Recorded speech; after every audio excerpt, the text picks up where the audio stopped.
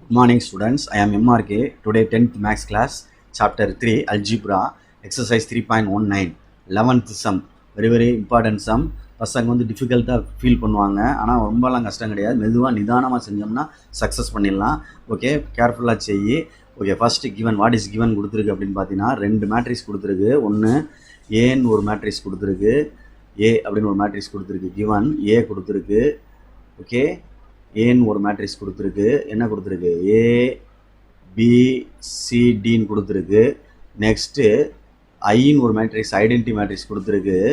1 0 0 1 அப்படின்றது identity matrix. Left hand சைடில் என்ன கொடுத்துருக்குன்றதை முதல்ல கண்டுபிடிப்போம். ஓகே, அப்புறமா கரெக்ட் பண்ணிடலாம். ஓகே, லெஃப்ட் ஹேண்ட் சைடில் என்ன இருக்குது அப்படின்னா ஃபஸ்ட்டு ஏ ஸ்கொயர் கண்டுபிடிப்போம். A square meaning A into A அப்படின்னு அர்த்தம். அப்போ ஏயை வந்து 2 டைம்ஸ் எழுதணும். A B C D. Okay, next again A B C D ரெண்டையும் மல்டிப்ளை பண்ணுறப்பா. அப்போ ரோபே காலமாக தான் பண்ணணும். அப்போ A into A A square, B into C BC plus பிசின்னு எழுதணும் மல்டிப்ளை பண்ணையில் பக்கத்துலேயே. அடுத்து அதே ரோ தான் அடுத்த காலம் இங்கே எழுதணும், AB plus BD. Okay, very good. அடுத்து ஏசி ப்ளஸ் சிடி. ஓகே, அடுத்து பிசி ப்ளஸ் டி ஸ்கொயர். இதுதான் உனக்கு ஏ ஸ்கொயருடைய answer. Okay students, okay good. Next என்ன இருக்குது? A plus D into A அப்படின்னு இருக்குது. அதாவது ஏ ப்ளஸ் டியை ஏயால் மல்டிப்ளை பண்ணியிருக்கு. ஏ ப்ளஸ் டின்னு எழுதிட்டு பக்கத்தில் நீ ஏ எழுதிக்கடா தம்பி, இப்படி எழுதிக்கோ, ஏ பி சி டி.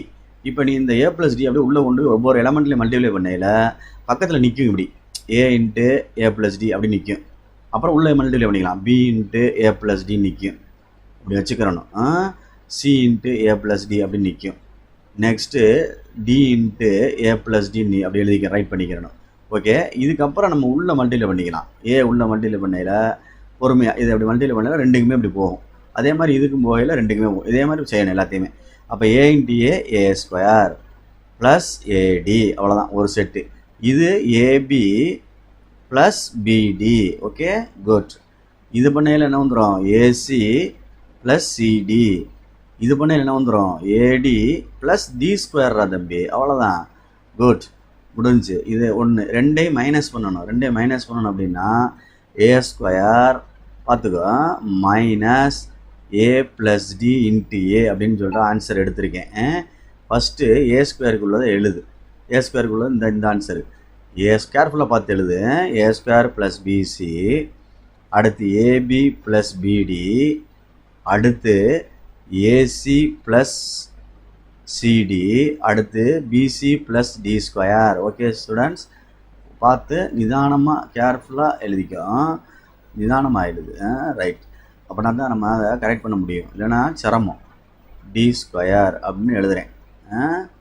ஓகே, இப்போ நான் ஃபினிஷிங் பண்ணிட்டேன். ஒரு ஆன்சரு. இதில் நடுவில் மைனஸ்ன்னு போட்டு அடுத்து எழுத போகிறேன். இந்த ஆன்சர் எழுதணும், ஏ ஸ்கொயர் ப்ளஸ் ஏடி. ஓகே, அடுத்து ஏபி ப்ளஸ் பிடி. பார்த்து நிதானமாக. அடுத்து இங்கே என்ன இருக்குது? ஏசி ப்ளஸ் சிடி, அடுத்து ஏடி ப்ளஸ் டி ஸ்கொயர். தம்பி இந்த மைனஸை உள்ளே கொண்டு போகணும்டா, பார்த்து கேர்ஃபுல்லாக. ஃபஸ்ட்டு செட்டை எழுதிடு. ஃபஸ்ட்டு செட் எழுதிருன்னா A square plus BC, AB plus BD, AC அப்படி பார்த்து எழுதிடு. AC plus CD, BC plus D square எழுதிட்டேன். மைனஸ் உள்ளே கொண்டு போனால் வெளியில் என்ன ஆயிரும்? ப்ளஸ் ஆயிரும். அப்போ இது வந்து மைனஸ் ஏ ஸ்கொயர் மைனஸ் ஏடி அப்படின்னு வரணும், மைனஸ் ஏபி மைனஸ் பிசி அப்படின்னு வரணும். ஓகே, ரெண்டு சைடில் மைனஸ் வரணும். அதே மாதிரி இங்கே என்ன வரும்? மைனஸ் ஏசி மைனஸ் சிடி, ரெண்டு எலமெண்ட் இருக்குல்ல, மைனஸ் ஏடி மைனஸ் டி ஸ்கொயர்னு வரணும். க்ளோஸ் பண்ணிடு. இப்போ ஃபஸ்ட்டு ரெண்டு எலமெண்ட்டையும் சேர்த்து எழுதிக்கோ. இந்த ஏ ஸ்கொயர் கொஞ்சம் பெருசாக போகும், ப்ளஸ் பிசி. இங்கே பாரு, minus A square minus AD.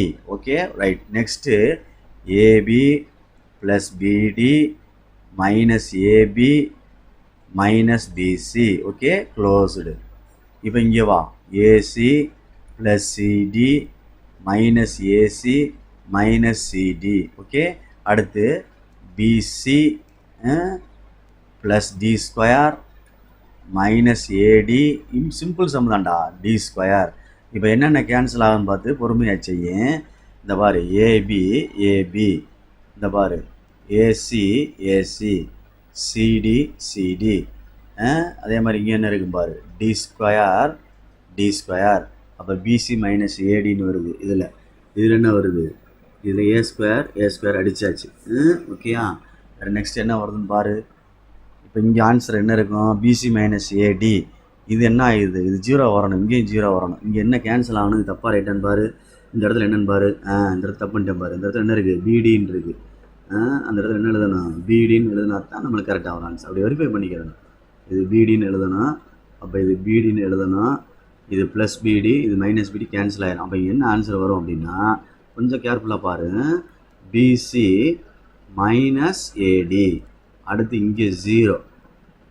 Okay, அடுத்து நெக்ஸ்ட் இங்கே 0, இங்கே வந்து என்ன வந்துடும், BC minus AD. Okay right. இப்போ பிசி மைனஸ் ஏடியை வெளியே எடுத்துரு. பிசி மைனஸ் ஏடியை காமனாக வெளியே எடுத்துட்டோம்னா உள்ளே என்ன ஆகும்னா தம்பினா 1 வரும்டா, இங்கே 0 வரும்டா, இங்கே 0 வரும்டா, இங்கே 1 வரும்டா அந்த இடத்துல. அப்போ இது என்ன எழுதணும்னா பிசி மைனஸ் ஏடின்னு எழுதி, இது ஐடென்டிட்டி மேட்ரிக்ஸ்னால இது ஐன்னு எழுதிடலாம்டா தம்பி. அவ்வளோதான்.